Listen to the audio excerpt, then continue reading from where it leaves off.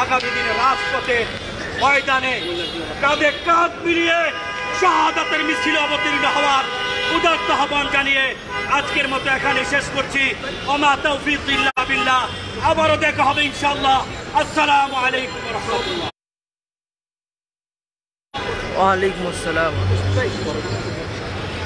সংগ্রামী উপস্থিতি, আজকের এই প্রতিবাদ সমাবেশে এই পর্যায়ে বক্তব্য নিয়ে আসছেন আজকের এই প্রতিবাদ ও বিক্ষোভ সমাবেশের সংগ্রামী প্রধান অতিথি ইসলামী ছাত্র খেলাফত বাংলাদেশ কেন্দ্রীয় কমিটির সাবেক সফল সভাপতি, ইসলামী যুব খেলাফতের কেন্দ্রীয় আহ্বায়ক কমিটির অন্যতম সদস্য, ছাত্র নেতা মাওলানা মোহাম্মদ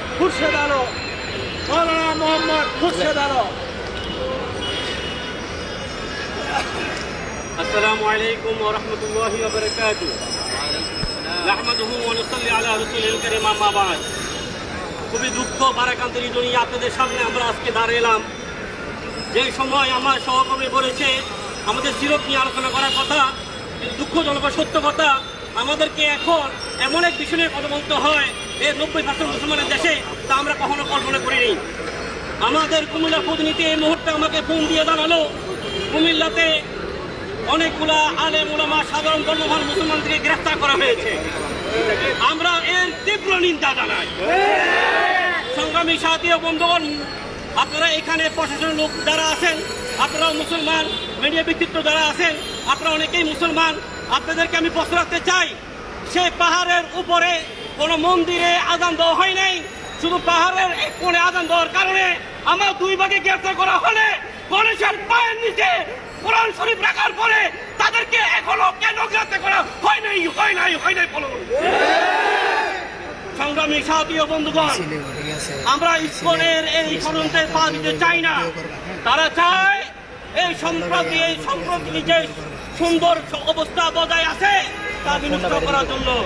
তারা চায় এই বাংলাদেশে ধর্মীয় উস্কানি দিয়ে দাঙ্গা লাগাতে। আমরা প্রশাসনকে উদ্দেশ্য করে বলতে চাই, দায়িত্ব আপনাদের।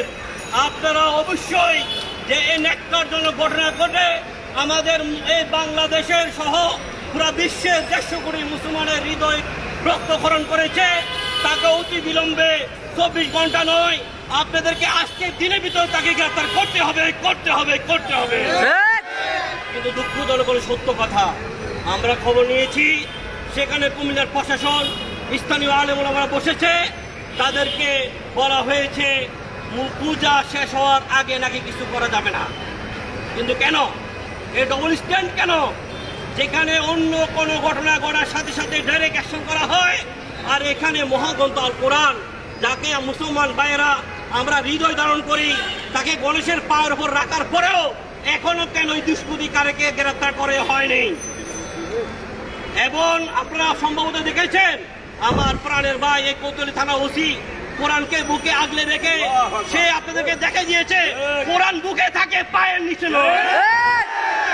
আমরা সরকারকে উদ্দেশ্য করে বলতে চাই, এই ছাত্র জনতাকে আবার দয়া করে মাঠে নামাবেন না, রাজপথে নামাবেন না, তাদেরকে পড়তে দিন, পড়ার টেবিলে থাকতে দিন। এই আগামী 24 ঘন্টার ভিতরে এই দুষ্কৃতিকারীকে যদি গ্রেফতার করা না হয়, ছাত্র জনতা যদি পড়ার টেবিল থেকে রাজপথে নেমে আসে, আমি সরকারকে বলবো আপনি গতি দিয়ে টানাটানি লেগে যাবে।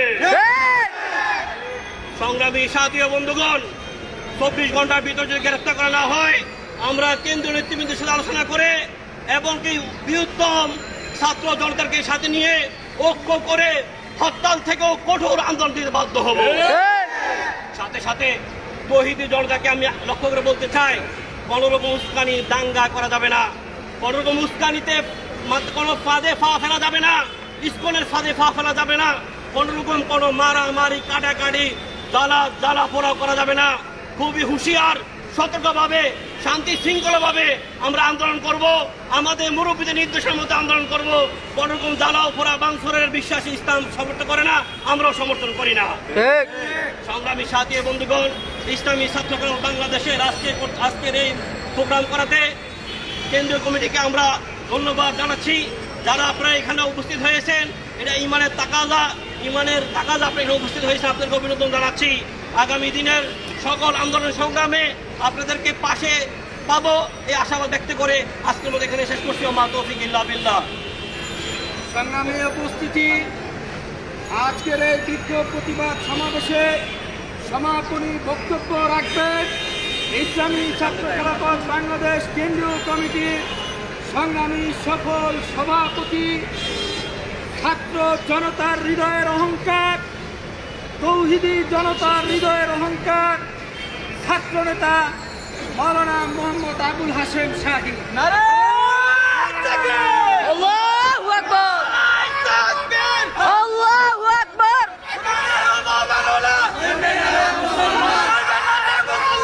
কোরআনের অবমাননা। نحمده ونصلي على رسوله الكريم أما بعد أعوذ بالله من الشيطان الرجيم بسم الله الرحمن الرحيم يريدون ليطفئوا نور الله بأفواههم والله متم نوره ولو كره الكافرون। উপস্থিত কুমিল্লায় পূজা মণ্ডলে মহাপবিত্র আল কোরআন অবমাননাকারীদের দৃষ্টান্ত শাস্তির দাবিতে এবং সেখানকার প্রতিবাদকারী আমার প্রাণপ্রিয় মুসলমান ভাইদের উপর নির্বিচারে হামলার প্রতিবাদে আজকের ইসলামী ছাত্র খেলাফতের বিক্ষোভ সমাবেশের মিছিলে উপস্থিত রয়েছে ইসলামী ছাত্র খেলাফত সাবেক সফল সভাপতি। আজকের বিক্ষোভ মিছিলের জননেতা মুফতি মোহাম্মদ খুরশেদ আলম, উপস্থিত রয়েছেন সাবেক কেন্দ্রীয় কমিটির সিনিয়র সহ সভাপতি, বর্তমান যুব খেলাফতের অন্যতম সদস্য ছাত্রনেতা মাওলানা মির্জা ইয়াসিন আরাফাত, উপস্থিত রয়েছেন ছাত্র খেলাফতের সিনিয়র সহ সভাপতি আরিফ বিল্লাল হুমায়দি, উপস্থিত রয়েছেন অন্যতম সহ সভাপতি পরাক্রান্ত হৃদয় নিয়ে আজকে আমরা এখানে সমবেত হয়েছি।